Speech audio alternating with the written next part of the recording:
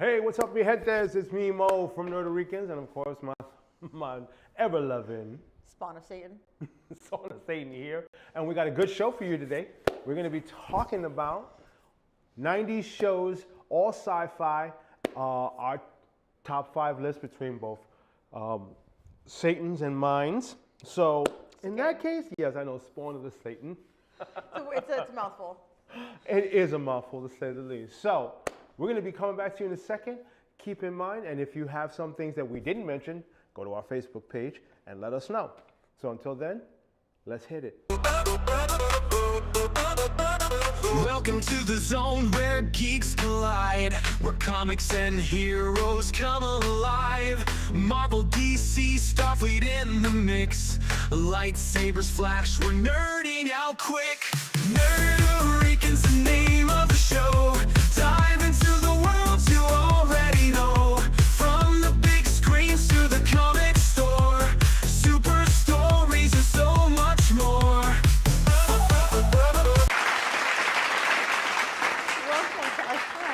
Canceled.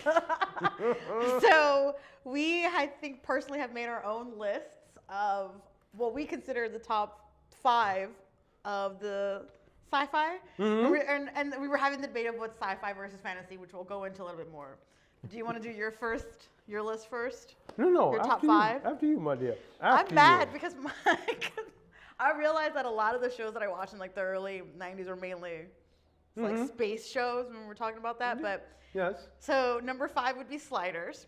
Came out in 1995. Sliders is so good. I actually got to meet Jerry O'Connell when he came through once at Blood Manor, and I cracked a Sliders joke. I don't know if that was quite a moment for me. I thought I was clever. And an honorable mention here because of the fact that Jerry O'Connell was one of the voice of the characters in Star Trek Lower Decks. Oh yeah. So there's a tie-in right there as an honorable and mention. he's married to the girl who plays, the woman who plays Una. Okay, you just had to ruin it, didn't you? You just had Sorry. to ruin it. Sorry. So, nothing's against you, Jerry, but okay. damn, Rebecca.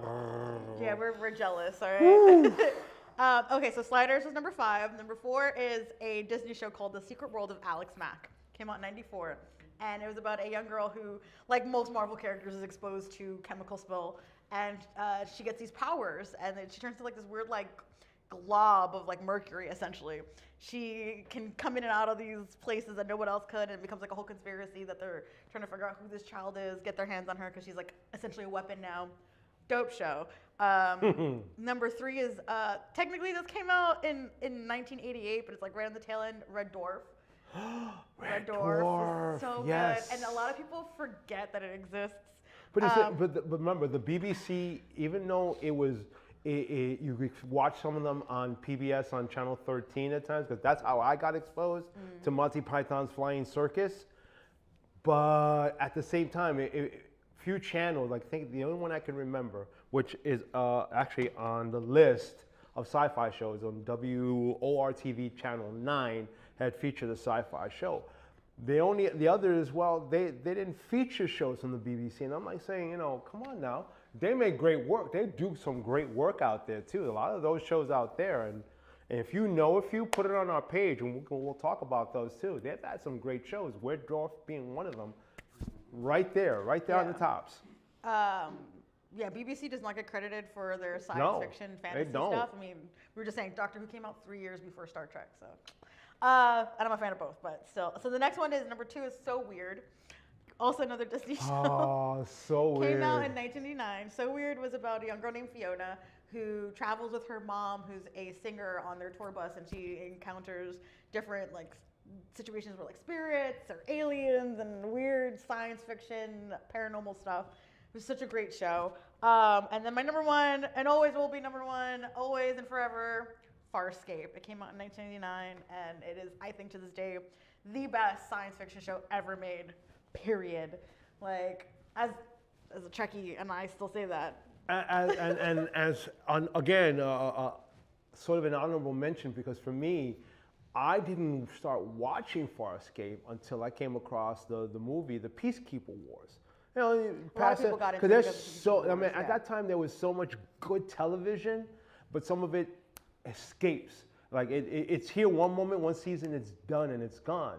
And because of the Nielsen ratings or the lack of not enough funding from the both from advertisers selling their wares because their time slot was in this one or that one. And that used to make me upset because like, damn, some of the stuff was good shows that shouldn't have never left the air. Sometimes it is a thing of like actual cost of the show too. So. And that's what turned me on to Farscape after I watched the Peacekeeper Wars so many times. Like, oh man, this is good. And it's like, then, oh, it's a show? I thought it was just a movie and that's it. I said, I loved it. And I watched the show and I'm like, I did the same thing with you. Well, because I think I just, after hearing you talk about Peacekeeper Wars, I introduced you to Farscape. So I'm like, oh, it's a show. We also saw Serenity and I was like, oh, do you know that Serenity is a sequel to Firefly? And so like, there's a lot of those that got sequels that are either movies or like short series that people don't realize it's like a sequel to or prequel to something. So. Yeah, and even though Firefly didn't come out in the 90s, it was still a good show. And what made me sad is they only lasted like so much more better. Like 13 episodes, which in S case started the whole season setups for 13 episode seasons instead of 23. I don't think so. I think Doctor Who was the first one who did that. They went to it now, and now it's kind of a standard. Yeah, but most British television was already doing that too and implementing that. And Doctor Who, the new Who, to the Eccleston's run, started the 13 episodes being like a set thing.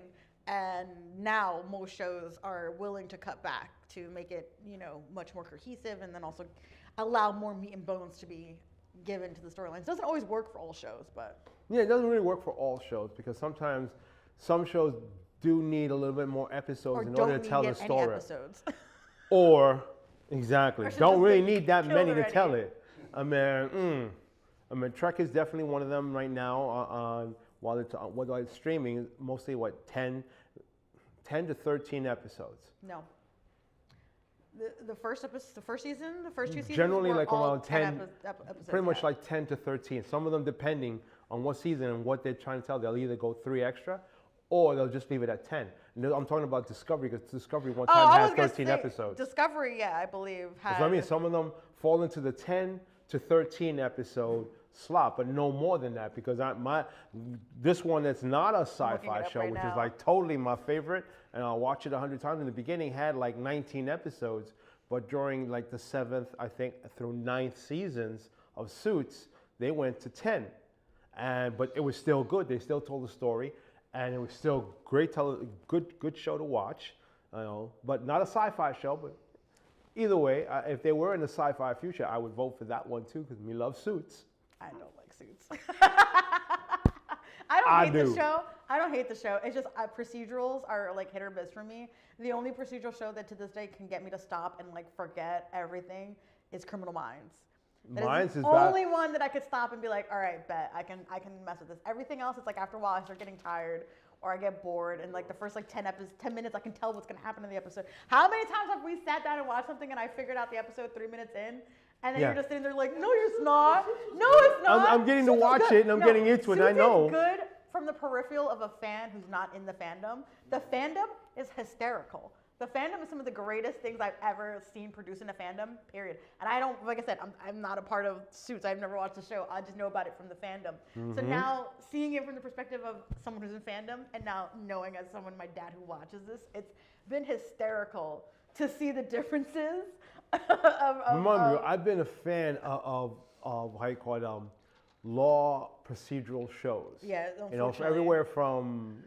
let's see, from Boston Legal, which was hilarious, especially with Shatner and what's the name again? Spader. I love that man. And then, of course, L.A. Law, from L.A. Law to now Suits.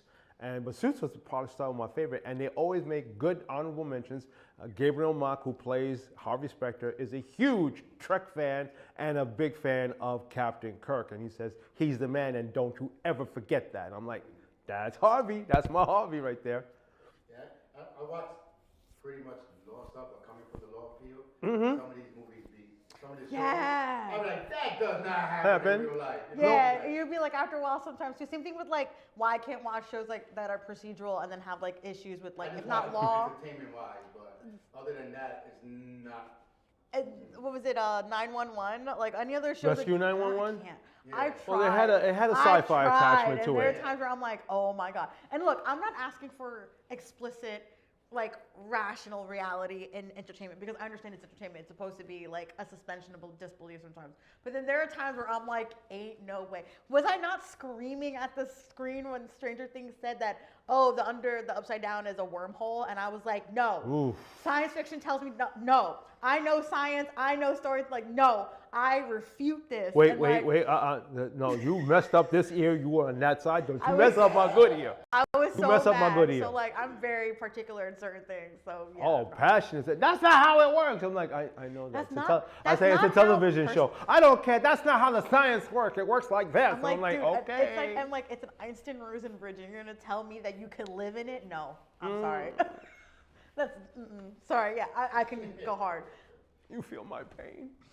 No, you're just he. Oh yeah, she can get passionate. You're she, able to cut I love it yourself when she off. I screams can't. at the TV, and I'm saying to myself, one day that TV will scream back at you. I just want to see your reaction when that happens. No, the last time I screamed was when we were watching the trailers, and I scared Grandma. Oh no, yeah, she's cooking, and she doesn't know how to govern her passions.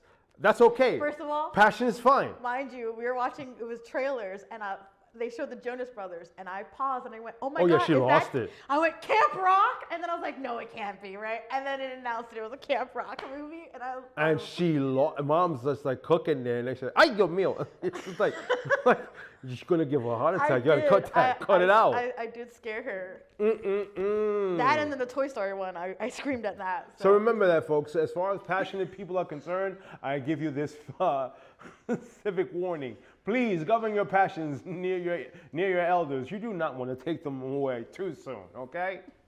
So now on to my top 5, maybe even a couple of honorable mentions. We'll get there. Keep your honorable mentions to Okay. low. So number 5, and this one definitely, at first, it's a sci-fi show, but it's one of those. It has a little bit of procedural in it, and that's the X-Files. I love that show, Scully and Mulder. I was like, to me, it's like, hurry up, get together already. I'm like saying to myself, it's like that's probably I think the one thing that anyone that's out there been watching that show feels the same way. Like that, come on. I don't know. I didn't The ship tension it. was right there, and it's like, come on, do something, This already. is a matter of the streets. I didn't ship it. I was not shipping it. I thought it was like it should have been or it could have been, but maybe the writers looked at it as if they did, it would ruin the show, and then it's done, it's over with. No, I don't think they had the chemistry. Now. Yeah, I told the same thing. The conspiracy part started Yeah, like when the movies leaving. were coming out, that's when I had gotten into it, and I'd watch like a few episodes here and there, but never really got into it. Yeah, I mean, like they say, the truth is out there. It's not as good as Twilight Zone. No, not nearly Love enough. me a good Now, Twilight Zone. my number 4 is kind of my favorite. It's a comedy, and people are saying, well, sci-fi can be a comedy. Okay, it had a sci-fi element because they were aliens. They were called Third Rock from the Sun, and I enjoyed that show. The comedy that comes out of them, John Lithgow. Oh my God, brilliant. Especially as I was telling you last night when we were talking about this. One of my favorite episodes was the babysitting episode where they were babysitting a child, and the camera is sitting as if the child is looking at them, and they're trying to feed her. And it's getting a little difficult, and at one point, the child actually spits up at one of them. He gets mad. He grabs a whole spoonful, puts it in, right back in his face, and you hear the baby crying. And he's like, got you. I love that scene. I go watch that one 100 times and still lose it, but there's so many great episodes in there that is just complete comedy, outrageously funny. But still a sci-fi show. I mean, they're aliens. Wasn't that the introduction to Joseph Gordon-Levitt? We love him. Well, I love him. I don't know about you, Dad. I love him. So. Oh, trust me. I've seen him in other stuff too.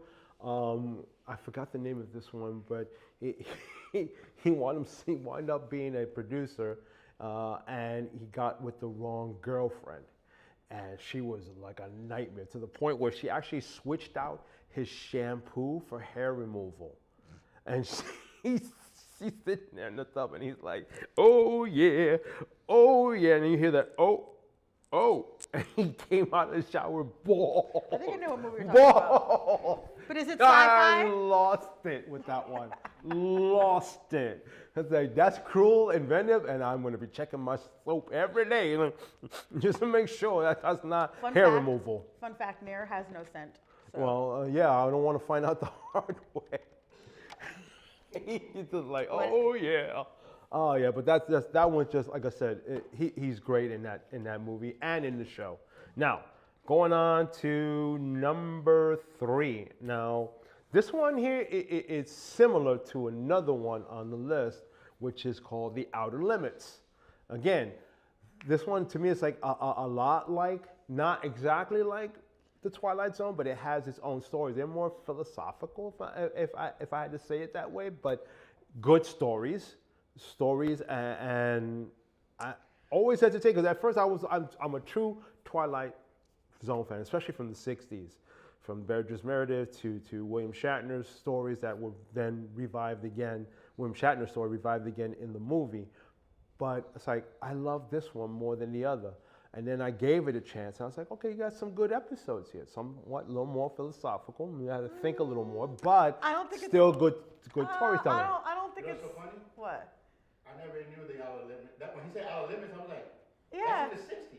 I didn't No. know they came out Yeah. with people. Yeah. No, The Outer Limits actually was from 95 to 2000. Yeah, but you're the original. Outer Limits, when I The came remake. out. Yeah, The Outer Limits from the old, that was from the 60s, Yeah. and then they Again, revised it in reiterating 95. That's when I watched it. Reiterating to those who have maybe forgotten, Remember, we're this talking is the 90s here, so they brought it back. But I don't agree with that. I don't think that Outer Limits is more philosophical than X-Files. I believe X-Files. No, then Twilight. Twilight. Then Twilight. Twilight Zone will always stand on its own. The reason Oh, yes. why a lot of what it did was in response to what was happening in the world. Same thing with Star Trek, like how they were actively trying to create commentary on what was going on in the world, and they realized that they couldn't do what they wanted to do. So they're like, okay, how can we talk about racism without people getting upset? Let's aliens. Let's like actual aliens. Let's do this. Let's do it in a way that brings it to their attention. A lot of those Outer Limits was more kitschy. I think it was more on like the cool science fiction stories, but that didn't have as much of the philosophical. So they had few of them. They didn't have a whole lot of them. But the show was not about that. The show was just about science fiction stories. Yes. Whereas the Twilight Zone and the original Outer Limits were about the philosophical Were about. ideas. To me, they were the original What If. Yes, in that respect. I Yeah. mean, my favorite always from the Twilight Zone, other than the Shatner one that they remake with Lithgow, with the creature on the airplane, will always be when the world ended. And then he was a librarian. And he was happy. And he was happy to the point. Yeah, he was happy to the point where he was going and putting all the books he was going to read. 1942, 1943, 1944. And when he got to 45, all of a sudden he tripped. The glasses broke. And now you're in hell because now you are not going to be able to read without these. That episode, I heard about it without seeing it by my teacher. Yeah. He was explaining, be careful what you wish for. Yeah. Exactly. And they bring that episode up, and I was like, where? He said, Yeah. The Outer Limits. Watch it. His kids from the 80s saying, okay, cool. We started watching Yeah. The Outer Limits, which is a 60s type Yeah. of movie. And it's like I said, the what ifs. Yeah, that happened. my A lot favorite of Twilight Zone episodes. There's 2 in particular. Well, there's a few, but that one's a good episode. The Soylent Green episode, where to serve people. Oh, okay. Oh, yeah. It was like to serve people. It's to serve people. Like, come on, bruh. Genius reveal. And then the episode where the woman is in her house and what she assumes is attacking a creature that's in her home. And it looks like a little astronaut. And then at the end of the episode, the reveal is that the astronaut is actually a United States American astronaut, because you see his ship in the corner, and then he landed on a planet of giants. There's so many great episodes. So in that particular episode, there were no. I mean, the effects were great, practical, but yet not campy or cheesy. If that's the word I would like to use, because it was practical. It gave you that illusion, and it didn't go like, oh, I could see this. Like, no, it was so blended so well for that episode. For that time in the 60s, where we didn't have computers or anything green screens were still something that was yet to be imagined yet. It wasn't until at least Industrial Light and Magic, when George Lucas created that, that's when those effects were coming into place, and those were practical as well, but in a much more conventional sense. They were the 60s, and they came up with some good stuff that you sit there and you're going, wow. Yeah. Wow. And I gotta mention that. And so, going on, and with that idea and thought, goes to my number 2 favorite 90s sci-fi show, which is Quantum Leap. Okay, Scott Bakula as the time traveler, and especially like the one where he jumped into Lee Harvey Oswald's body, that right before the assassination of Kennedy, and it's like, wow, it's like you're sitting there and you're watching as this happens, and you always know it's the signature show because once he pops into a new body at the end and he looks, he goes, oh boy.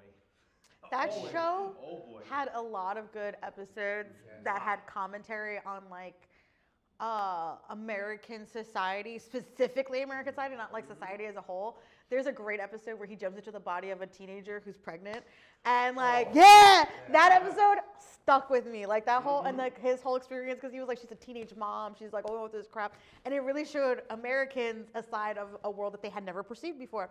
So like that show did a great job on those things. But that was like I think one of the first episodes I ever saw. That turned into a woman that can say he was a woman. Yeah, and there's been the other episode. There was another episode where he jumped into. The pretty model woman. That was a good one. Oh, And yeah. Al was like looking at her, and Sam was like, "Yo, can you stop?" Yeah, can you start? Yeah, Exactly.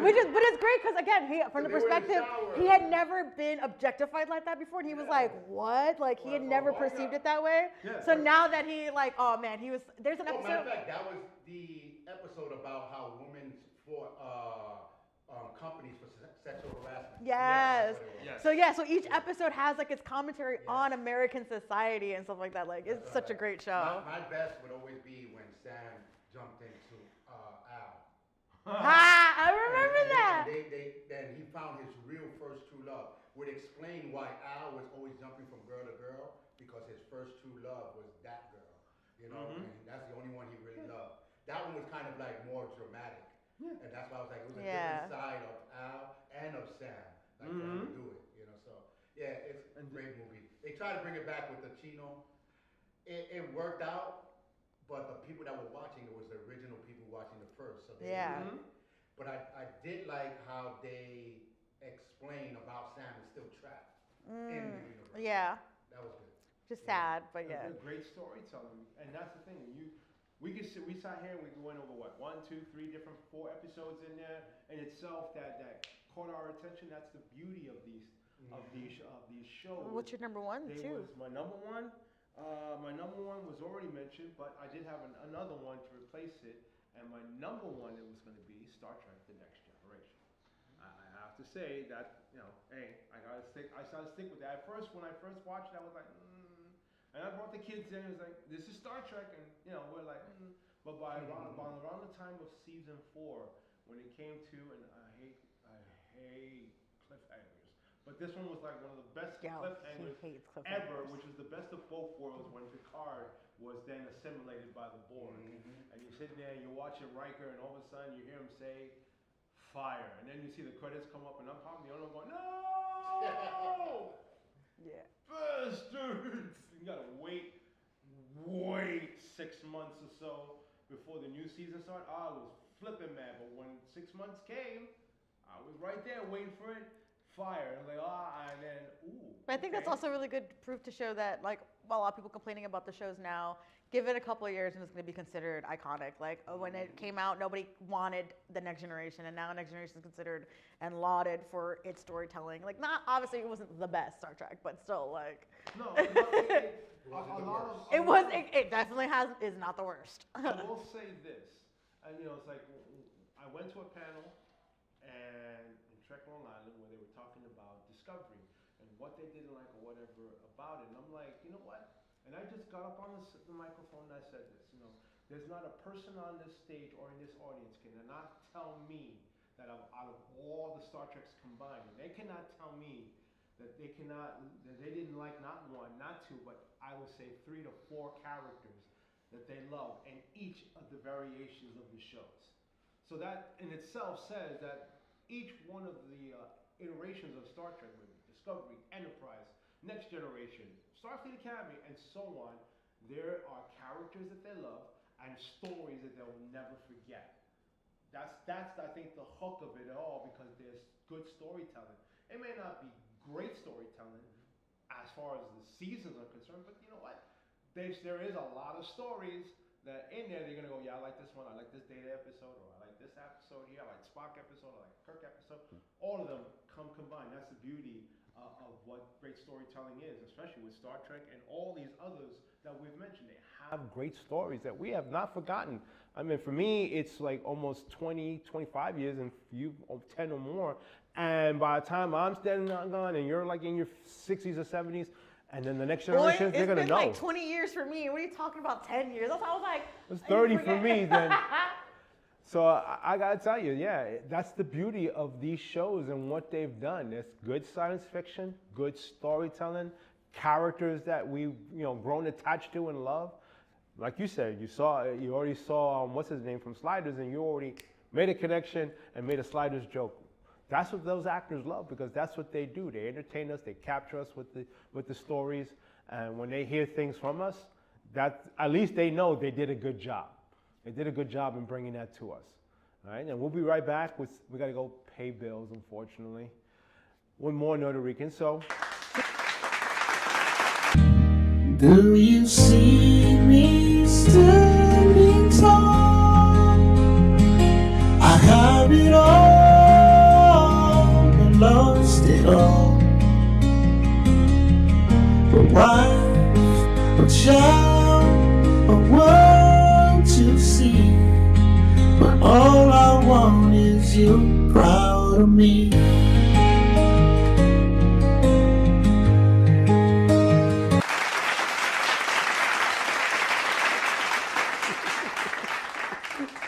take them all. it's empty. Welcome back. Having a traumatic moment after paying bills. Okay, you can relate. But during the break, we were also, we were discussing, after doing our top fives, the differences between science fiction, fantasy, and which one, and we have different views on this. So what's the more technical view when it comes to science fiction? So the definition of science fiction, it says it is a genre of speculative fiction that explores imaginative concepts based on scientific knowledge, technology, space exploration being the biggest one, time travel, and parallel universes. Okay. Focus on the impacts of these and the imagined future advantages of a society or individuals. So anything rooted in science. And then the genre that everyone likes to mix it up with is fantasy, which is not the same league, two different things. So it's safe to say. So I didn't understand that. right. Okay. Science fiction So yeah. So is imagination. science fiction is imagination rooted in a somewhat reality, something that could be technically feasible to us through scientific exploration Like or technology or whatnot. Whereas fantasy, as a genre, says here, fantasy as a genre is utilizing magic, supernatural phenomenon, or invented worlds that are impossible to reality. So that's where, in certain aspects, that you could have fantasy that lives in science fiction, but science fiction cannot live in fantasy. So in essence, if we said, okay, X-Files, science fiction. If we say Quantum Leap, science fiction, dealing with time travel. But if I said Lord of the Rings, fantasy. If I say Game of Thrones, fantasy. So that's the difference between the two. Depending. Game of Thrones, I want to say, lives into that weird realm of potential science fiction because technically we have dinosaurs, right? That were like Flying dragons, fire-breathing dragons. So it could have been dragons were dinosaurs. I'm just saying. Yeah, but the whole concept of the Game of Thrones, I can see where it leans more towards like sci-fi. Yeah. But at the same time, Fantasy would be like if it. of action as well. Mm-hmm. You know what I'm saying? Yeah. But if you want to put it in one category, but to put it in sci-fi and fantasy, couple episodes can be fantasy, and then some would be sci-fi. So it's like, yeah. Yeah. So another movie. So it's rooted more. There is magic, magic in that world, but also the magic is kind of rooted in a surrealism. So it's not like it's like okay, Harry Potter, fantasy, right? Definitely. Harry Potter completely I would find as fantasy because there's no like as far as we know that type of magic doesn't exist. But then if I bring up Fullmetal Alchemist, that even though it's technically a lot of people consider fantasy, is considered science fiction because it uses alchemy as its basis for magic. So that's where the whole aspect of is it fantasy or is it break this? Down for sci-fi is basically imagination done with science and technology. Could be accessible to Versus us. fantasy is done with fairies and dragons and things like that and magic. Yeah. That's how you can tell the difference between. And this is why we were And saying show- earlier, right? And Well, quoting if you're not listening, shows you don't for that. understand. Yeah. Quoting shows like To- Battlestar Galactica, science fiction. Okay? Yes. And then the movie with Tom Cruise, Legend, fantasy. That's more I Am fantasy than Legend? science fiction. I Am Legend, definitely No, science no, fiction. Legend. Legend. That's where he was. That's where you have that character who looks like the devil. You know, the one that had that opening in the beginning. There Oh, was got you. darkness. Oh. That's fantasy. Yeah. That's not actually science fiction. Don't that's let fantasy. someone who's rooted in religion hear you say that. They're gonna. But look at it this They way. have it as a thriller. Yeah, they have it as that. But so okay, I But said that's this. that's kind of like a subtitling of what the movie is. But Yeah. when you break it down to its To a category. fantasy to categories, fantasy is science fiction. It's not. Is it a thriller? Yes. Is it a horror? Maybe. That's all. Those are the But subtexts the one in I brought between. up earlier was, I think, a good thing. And sorry, I was waiting for you to say it. right? So Star Trek, science fiction. Star Wars, fantasy. Fantasy. Sorry, Sorry, Lou. sorry, Lou.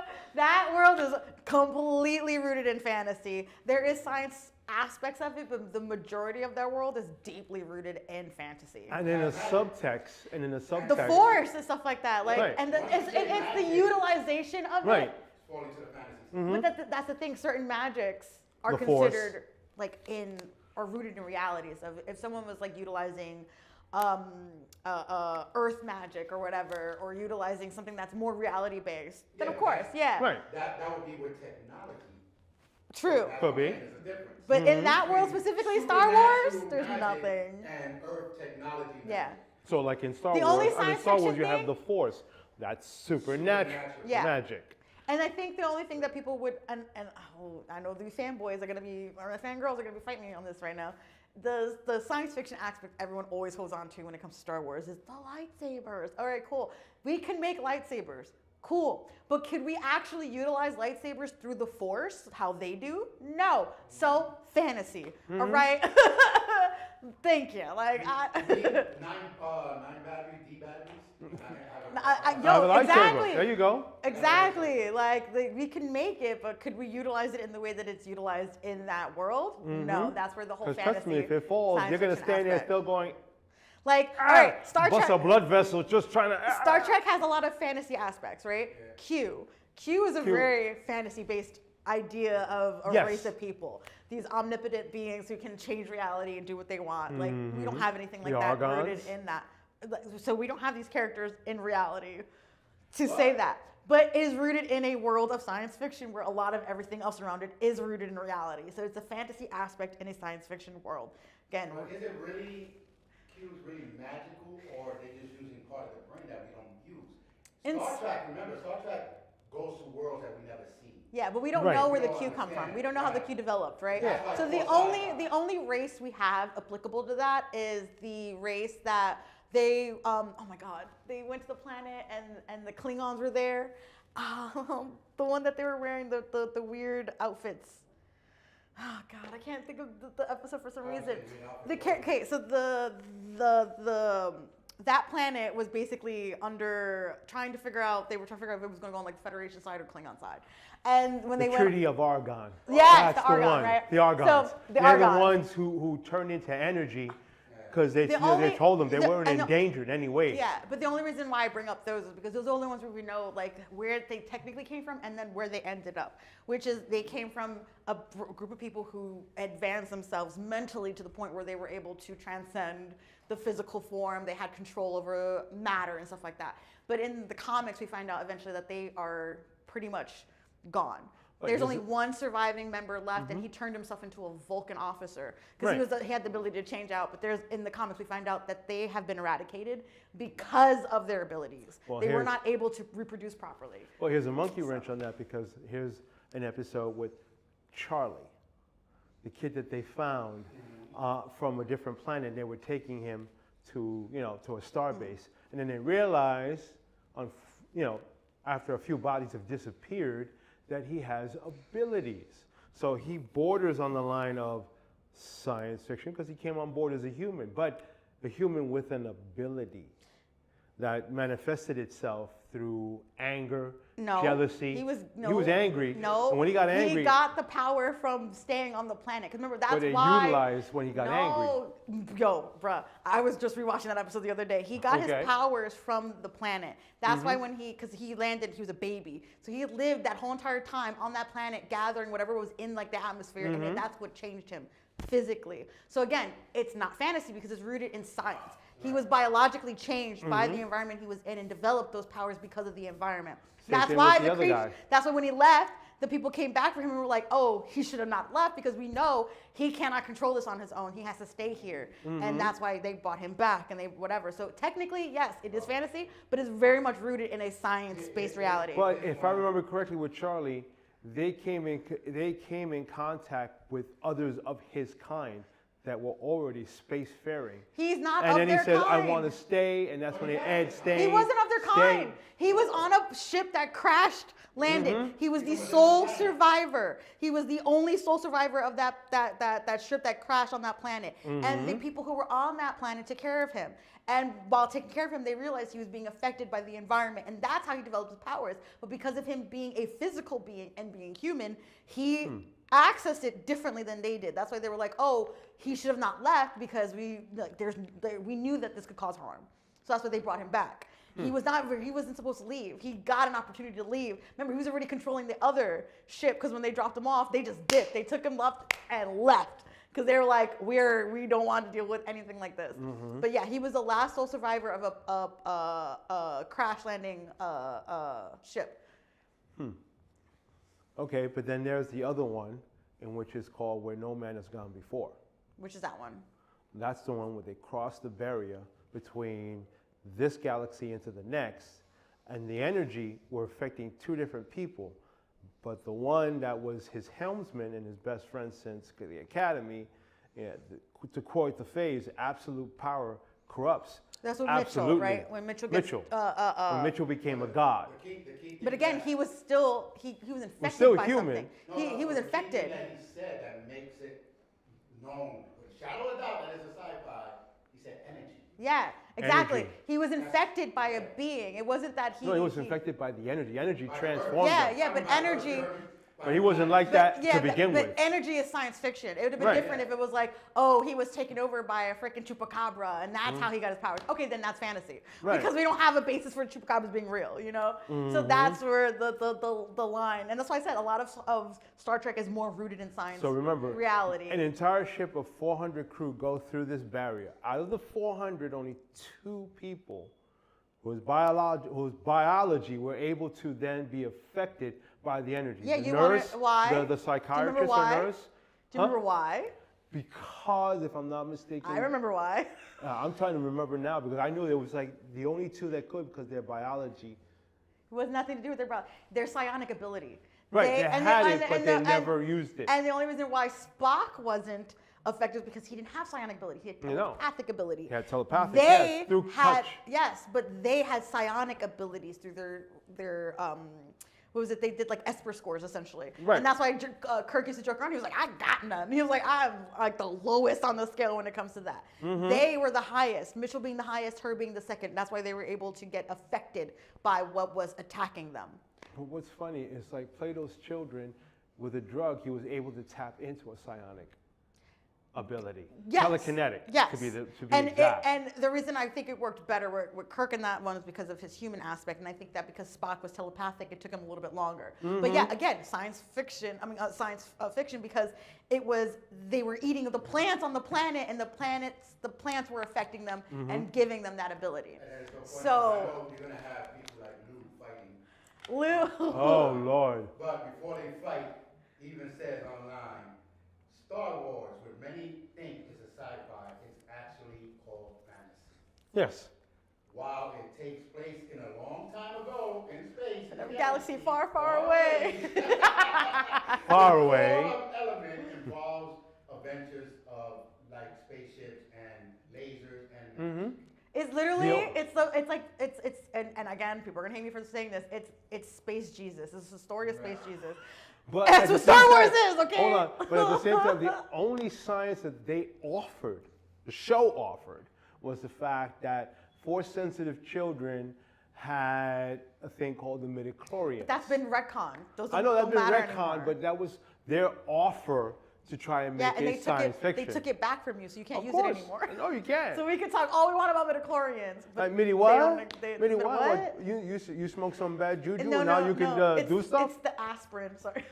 I'd be like, damn, brother, puff, pass, please. But yeah, no, I And love. I'm gonna need a couple of shows where people argue if they Okay. sci-fi or fantasy. Let's go. Shoot.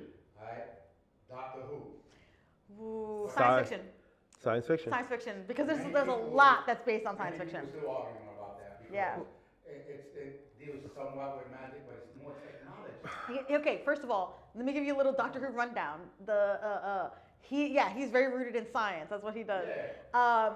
There are aspects of it that I could understand it being fantasy because him going to different times, because he can travel through time and he can travel through space. So realistically speaking, he goes like millennia into the future. Things that we would not think are normal or considered fantasy or whatever. I could see that, but it's still rooted in science fiction. So, Beauty and the Beast. Beauty and the Beast, fantasy. Fantasy, yeah. It also can fall more into a drama.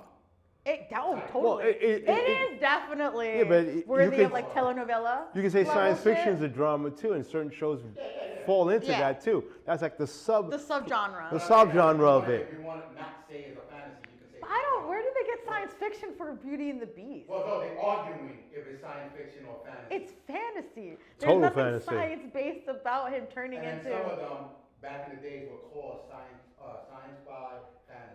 Yeah. Now, wait. Well, yeah, wait, but that's wait, what I said. hold on. Science fiction can fall into fantasy, but fantasy cannot always fall into Hold on. science fiction. I'm gonna say yes and no, and I'll say why. Because the first one you mentioned right there is with Ron Perlman, Beauty and the Beast. Are you talking about the show? But no, Or the the show, movie? the show, No, the show, Oh, okay, shit. the show. I'm trying to remember the show. Linda Hamilton, 87 to 90. right? Linda Hamilton and Ron Wasn't he an Perlman. alien though? No, No, he was No. just a deformed. he was deformed, but he looked more like a lion cat. than he did Look, a human. Ron Perlman now, as the Beast can get it. All you right? can still stick with the fantasy, but now fast forward 4 years ago, they did another Beauty and the Beast, That's- but they put a science fiction talk to it where That one it was a soldier who was part of an experiment that he was able to beast out. Had super strength, Yeah. speed, had senses, night vision, just like a beast. And then what's her name? That she used to be in essentially just Smallville. Captain She was in America. Smallville as Lana Lang. She was in Smallville. She was his love interest, but also trying to find out who he was, and then they hooked up. That show and was then so weak. But yeah, the original Beauty and the Beast though with Ron Perlman and that was better. And what's That her was better. It name? was more of a romance than anything else. Very powerful Now, here's romance one drama. Where I think it always starts with argument. Okay. Sci-fi or fantasy or none. Okay. Highlander. Highlander? Fantasy. I'm gonna say fantasy for that. See how she paused? She Yeah. just like me. I'm trying to Does find it the fall science on part fantasy? of it. Does it fall on sci-fi? Or is I'm it trying to just find Because- the okay, 'cause the, doesn't the it- wait, sci-fi first part of of all, it this- is the fact that these are humans. They start off as humans, and somewhere along the line, depending where, they become immortal. They become an immortal, but then they start like Colin You McLeod. can He had to lose that learn. immortality. That's the That's what I'm thing. saying. You can lose it, It's yes. not, it's not, and there's time travel, right? In the series. Well, no? not Like, really. He lived a long time. Like, Not Oh, really. okay, it wasn't When they like start that. talking about their past, that's the time travel part. Well, that's let's go back to the past thinking. Yeah. That's what. Actually That's why my Right. brain stopped for a minute because I was like, I distinctly remember there being time travel. Yeah, no, Yes. But this if is it's remembering. okay, so the chosen one trope has always fallen into fantasy more than it has into science fiction, and that's just a given storytelling perspective.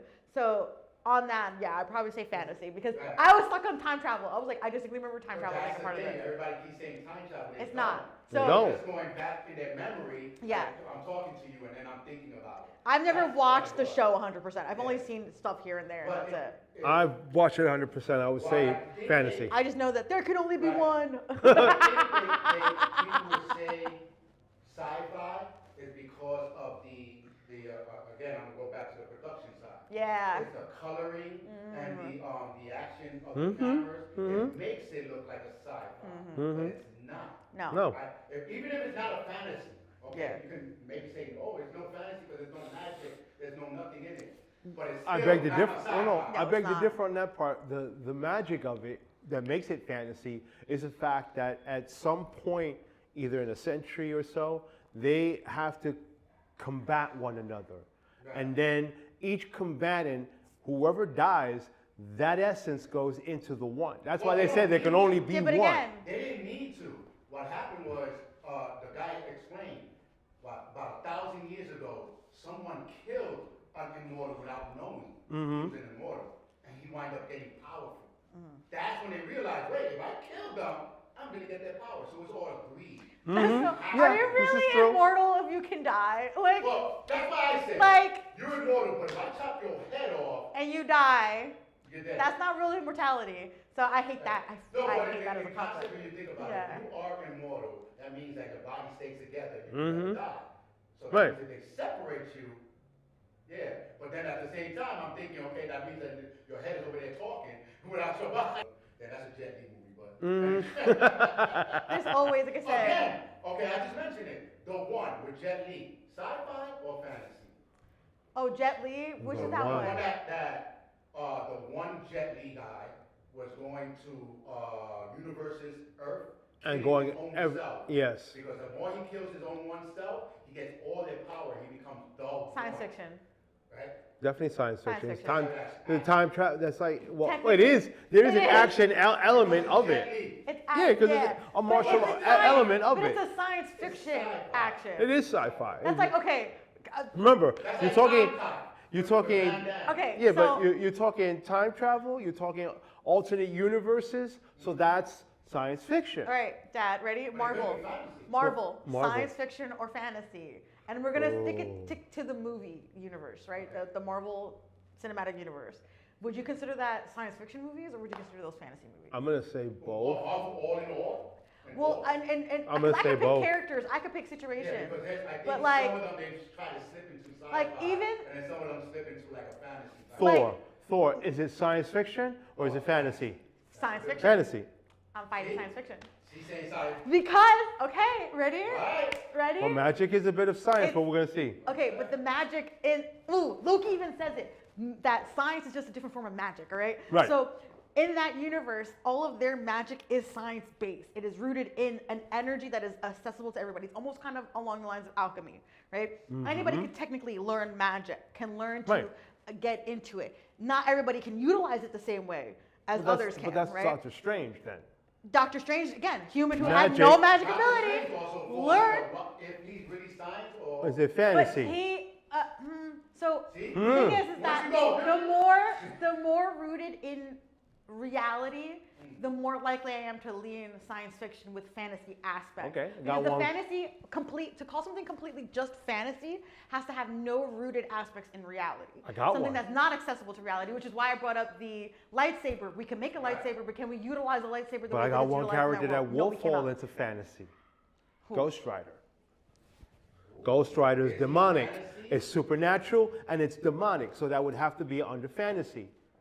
He is the spirit of vengeance. So anybody, an innocent blood falls, Danny Keach Okay, or that's or cool. even whatever But again, the other. I said cinematic movie universe. He has Yes. not been bought into that yet. He's not a part of the Marvel Cinematic Universe yet. Well, not yet. Not yet, but Okay, but still. that does not And count. made a movie. Still, as far as even the TV Yeah, but that's show not when they a part brought it of, on, That's like me saying that. That's an introduction that's- to the movie. That's like me saying like we've already had Darkseid. Well, not in the in the DC universe. No, he hasn't. So that don't count. All right. okay. So, So let me in think what we here. have so far Let of me the think Marvel now. universe, The New because Mutants- DC, No, there is fight one. me. All of DC's fantasy. All right. I got Nothing in one. DC I got one is in the reality. Marvel universe that did have a Marvel movie. They were called the New Mutants, and the one in particular is Peter Rasputin's sister.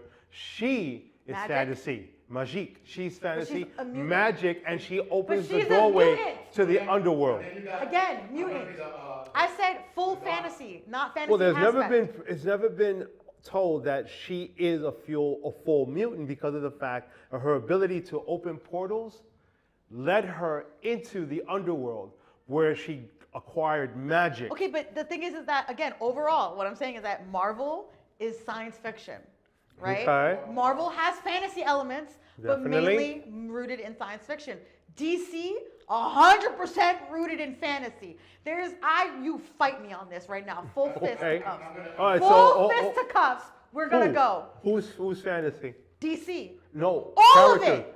all of it. Batman, Superman, Flash. Where I do would I say, start? okay, on the Where do I sci-fi, start? definitely Batman because of all his toys. Because he's a human and he has all these toys. He's rich and he's got like you said, Fantasy. I'm rich, Fantasy. but he's rich. That's fantasy. That is. falls on sci-fi. That falls on the sci-fi, the Batmobile, the Batarang. Overall, okay, cool. So you have Satellites, a sci-fi all aspect, that, it's but not for the most fantasy. part, all of DC is rooted in fantasy. Well, again, Can you?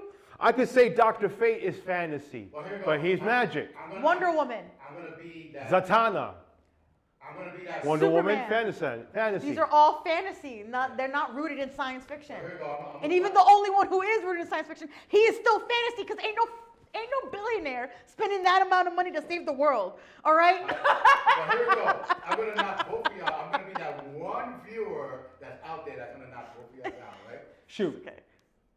Are any of them real? Nope. So they're all fantasy. There you go. So there you go. Well, hey, only one exception I can make to this, and there's already been article proof that this guy is doing it, and that is Iron Man. There's an actual guy, I think again, in science Russia, fiction. he's actually building. I said that. His suit, I a said that. functioning suit. I said that. And at the same time, the military are making exoskeletons based on what they've seen in Marvel. So in essence, even though it's a comic book, even though it was done in the movies, that science Iron fiction Man is becoming science fact. Wholeheartedly, science fiction. That's the only thing Yeah. I could say. Soon as do Him, The hologram computer. yeah, science Yeah. fiction. But again, also why Tony is so much more realistic than Batman, because yes, he is a billionaire who spent all that money on that, but not because he wanted to be a hero, it's because he was a self-serving idiot, all right? And he was like, oh, how, like, yes, I want to save the world, but also look how good I am at it. Like, he Yeah. is so How did he put it in the first one? self-serving. Billionaire philanthropist, That's Elon Musk. Oh, he, Playboy. I Elon wanna wishes. go into this. I wanna do Yeah, this. I wanna do Elon that. wishes he was half as cool as Tony Stark was. No, he's not. And Oh, that's yeah. the only thing, like, yeah. But Oh, like, yeah. that's who he thinks Never. he's like. But yeah, Never. Bruce Wayne, like the concept of millionaire doing that, no. Now, here, with Bruce And Wayne- not owning it and not putting his face on it, no. Now, the big difference between a lot of fights between Batman and Iron Man, and for all y'all that's listening to my voice and don't hear or see me, I go with Iron Man. You know why? Because he's the one putting the inventions. Batman doesn't do it. Who does it? And it starts with the A. Alfred. Thank you. He's the one that's inventing all the stuff. He's the one that's doing all the shit. Batman takes the credit. Come Yeah. on now. Batman is just Yeah. the hands of the Matter of fact, operation. in Alfred is the heart, the soul, and the brain. Everything. In Without Batman Alfred, Begins. Batman would have not been nothing. Yeah, but if your proof is Batman Begins, in the very first scenes where he's developing, and again, Bruce Wayne's coming back from God knows where with the hand or whatever, but it's Alfred who's saying, but we have these several companies and several different shell corporations that we can funnel. He's the brains behind bringing all the stuff that he wears and bring to life. Lucius Fox is the one that develops the things that they already have, the R&D section of Wayne Enterprises. Tossing money at them. The one that he went underground and they had the tank when they showed the. Oh, that's the third one when they introduced Bane. Yeah. When they had introduced You Bane. know about this? He said, "Yeah, we developed this. We, not you, Batman. Not We. you, Wayne. Mhm. We." So that, but here Tony says, "Hey, listen, I invented this little thing where, even though Tony has that little AI computer, but he invented the AI computer to Yeah. help him." Yeah. The only thing he did, and that this is just Wayne himself that he did, is when Lucius introduced him to that floating bat that he used, and then he used it to take that nuclear device out. When they were looking into it, they said, well, the programming was the one that, the thing that was reprogrammed. the one that the green one took. No. 'Cause This I- is the third one where Bane found that underground. He was the Oh, one oh, orchestrating okay. that, Okay. but Batman had what Lucius called the Bat. So it's basically an aircraft that looks like a bat, but it's combat ready. But the only thing that Bruce was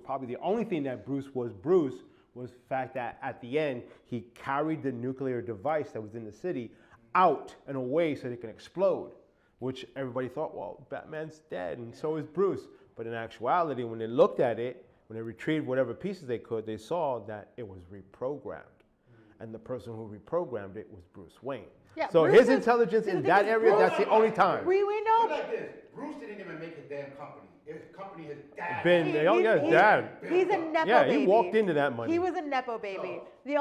Bruce is supposed to be extremely intelligent, and that's something that's not in denial. He's a great tactician. Tactician. You know, he's great with his hands. Mhm. But the thing is that he does not create on his own. Yeah, but Could not- he? Yes. Does he?